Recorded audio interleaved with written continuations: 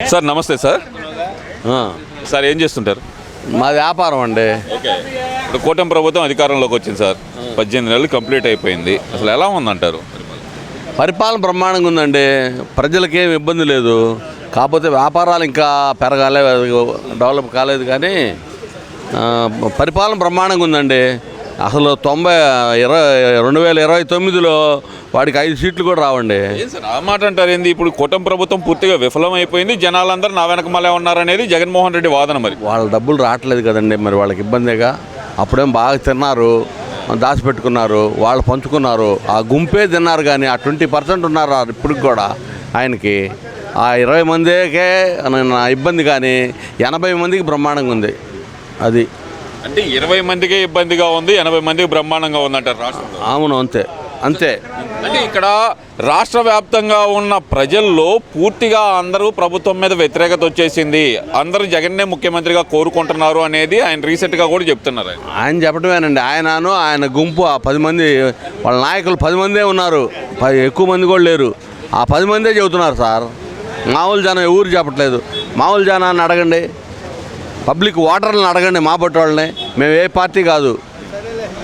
అది ఆయన అంటుంది ఏంటంటే సార్, కూటమి ప్రభుత్వం వచ్చిన తర్వాత సంక్షేమం లేదు, రాష్ట్రంలో అభివృద్ధి లేదు, మొత్తం సంక్షోభంలోకి వెళ్ళిపోయింది అంటున్నారు కదా సార్. అంతా పచ్చి అబద్ధం అండి. అస్సలు వెళ్ళలేదు.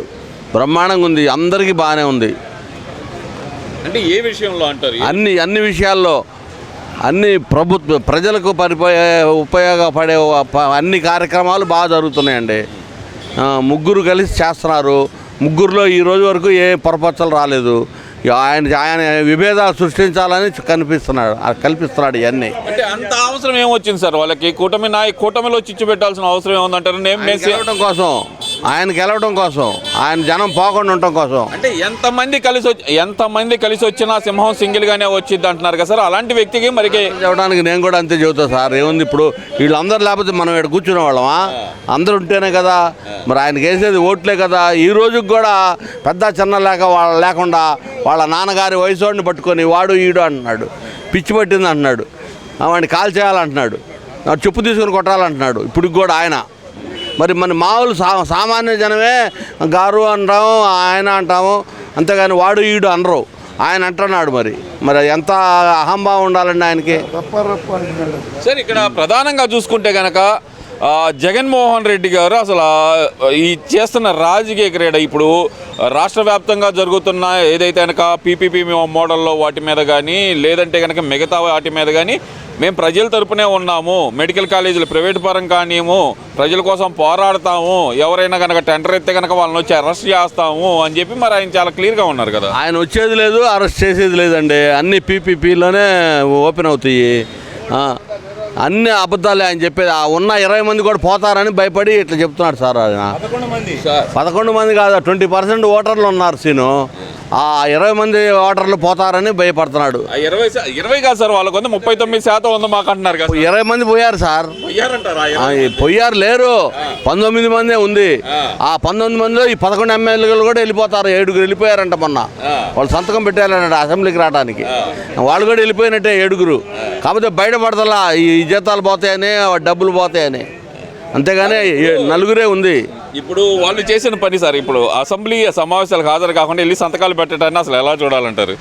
డబ్బుల కోసం ఈ జీతాలు ఇట్లా ఎవరేమోనని భయపడి ఇస్తున్నారు. ఆ 7 కొత్త వాళ్ళు. ఆ కొత్త వాళ్ళు బయటికి పోతే ఈ 2 లక్షలు కూడా పోతాయిగా నెల. అది ఆ డబ్బుల కోసం, ఖర్చు పెట్టిన డబ్బుల కోసం. ఇప్పుడు ఈ 11 మంది కూడా ఉండరండి.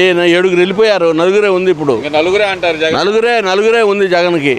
అది అంటే ఇక్కడ ఇంకో విషయం కూడా ఏంటంటే కనుక కూటమి ప్రభుత్వం ప్రజల్లో విశ్వాసం కోల్పోయింది. వీళ్ళు సంక్షేమ సూపర్ 6 అన్నారు, సూపర్ 6 లేదు, సూపర్ 7 లేదు.